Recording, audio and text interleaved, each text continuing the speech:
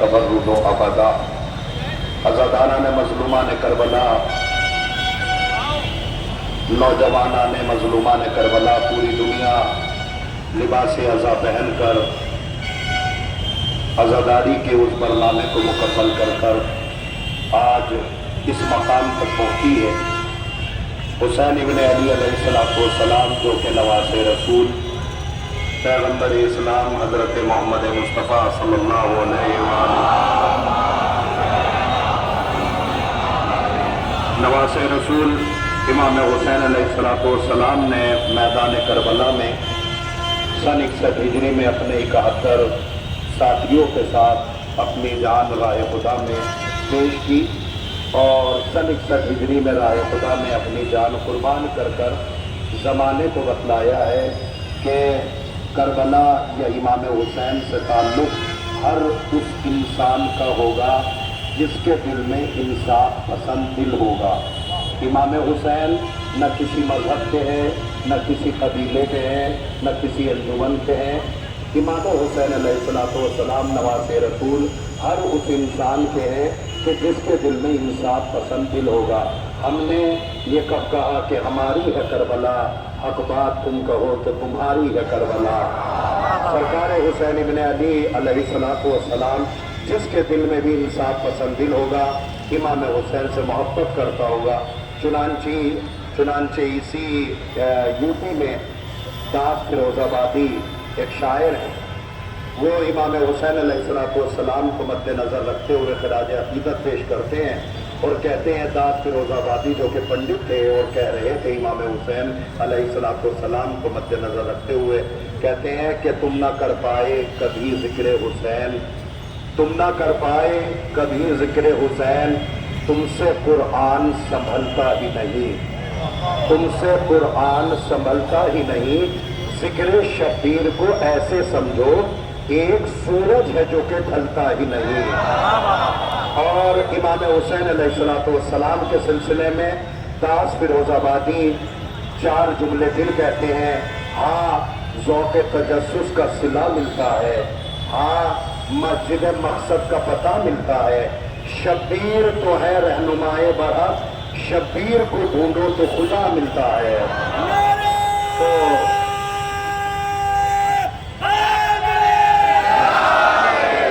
تو یہ کربلا اور کربلا میں امام حسین علیہ السلام نے قربانیاں دے کر پورے زمانے کو بتایا ہے اور پوری دنیا کو بتایا ہے کہ اس کربلا کے پرچم کے نیچے اور اس کربلا کے سائے میں نہ کسی قبیلے سے تعلق کسی کا ہوتا ہے۔ چنانچہ یہی وجہ ہے، بس میں ایک جملہ کہہ کے تقریر سمیٹ رہا ہوں، یہی وجہ ہے کہ کربلا سے پہلے جو شہدائے کربلا تھی امام حسین علیہ السلام کے، اگر آپ ان کو پڑھیں تو تاریخیں بتلاتی ہیں کہ جون کے آگے غلام لکھا جا رہا تھا، ان کے آگے ان کا قبیلہ لکھا جا رہا تھا، حبیب کے آگے حبیب کا قبیلہ لکھا جا رہا تھا، مگر جیسے ہی شہدائے کربلا نے اپنی قربانیاں میدان کربلا میں امام حسین کو دی، اب کسی قلم میں اتنی طاقت نہیں ہے کہ جو جون کے آگے غلام لکھ سکے، ان کے آگے اس کا قبیلہ لکھ سکے، حبیب کے سامنے اس کا قبیلہ لکھ سکے۔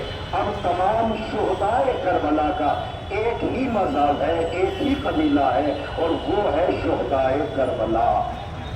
لہذا آج امام حسین علیہ السلام کے حوالے سے یہ قوم عزاداری کے پرچم کو اور عزاداری کے برنامے کو لے کر آپ کے سامنے آئی ہے، لہذا اس آواز کو جہاں تک جانا چاہیے وہاں تک یہ آواز جا رہی ہے۔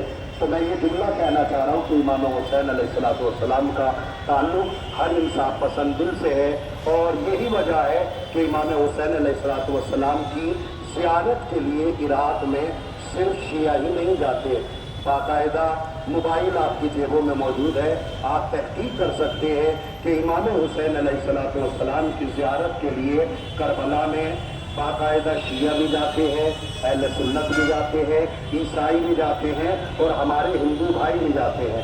یہ سب اس لیے جا رہے ہیں کہ ان کا تعلق امام حسین سے ہے اور امام حسین کا تعلق انسانیت سے ہے۔ چنانچہ امام حسین علیہ السلام کی زیارت کے لیے شری روی شنکر بھی گئے ہیں۔ آپ ان سے پوچھئے کہ امام حسین علیہ السلام کی زیارت کے لیے क्यों गए? चुनांचे वाकया लिखा गया है कि गुरु नानक अपने चेलों के साथ बैठे हुए महज गुफ्तगू से अचानक जो है वो जुलूस बरामद हुआ, अचानक जो है वो जुलूस आ गया। तो गुरु नानक की निगाह पड़ गई ताजिए के ऊपर। तो गुरु नानक ने अपने चेले से कहा कि जाओ इस ताजिए को चूम के चले आओ।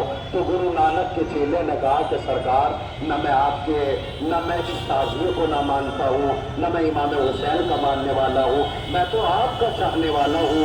तो गुरु नानक ने कहा कि ये बतलाओ कि तुम मुझे मानते हो? कहा हाँ सरकार, हम आपको मानते हैं। कहा तेरी मानोगे? कहा बिल्कुल मानूंगा। तो गुरु नानक ने कहा तो जाओ आज शाम में अपने घर जाकर अपनी बहन से शादी कर लो।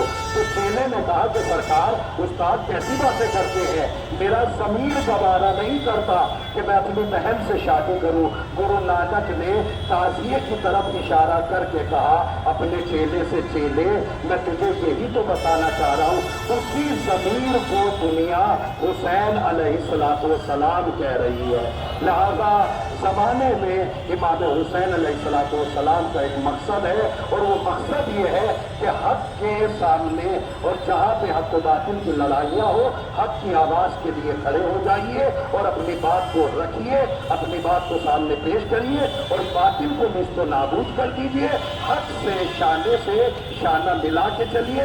यही पैगाम करबला है और यही इमाम हुसैन का मकसद है। व आखिर दावाना अनिल हम्दुलिल्लाहि रब्बिल आलमीन। बआवाज़ बुलंद नारे सलवात।